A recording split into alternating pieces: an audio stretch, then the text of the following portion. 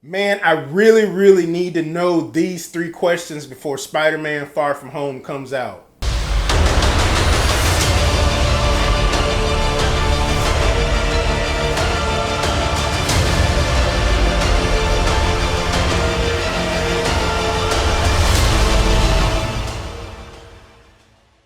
YouTube! Thank y'all for watching my channel, Downtime with DeMille. I am DeMille, and today I have a video for you. I want to ask three questions as we get ready to watch Spider-Man Far From Home, which is coming up 1 week from today. And those questions are just questions I've been wondering, questions I just need to know before the movie comes out.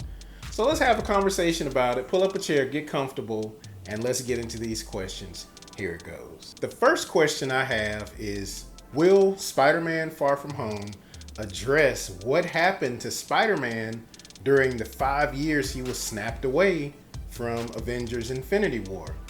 As you remember, Avengers Endgame really did not address this at all.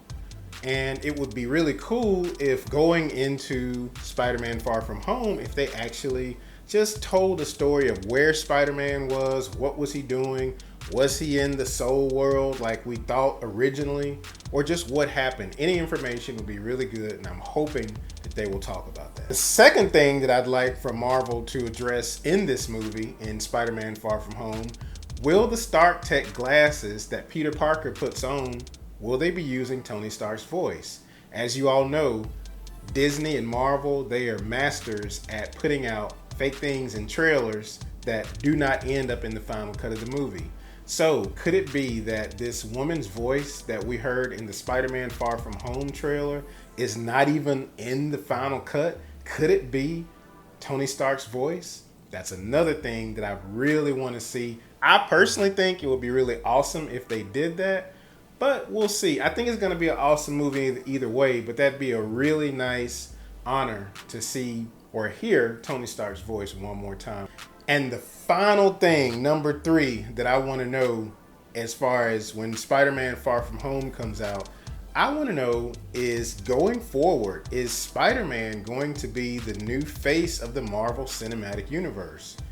We have heard leading up to Avengers Endgame that Captain Marvel was going to be that figure, that face of the franchise, or that face of Marvel.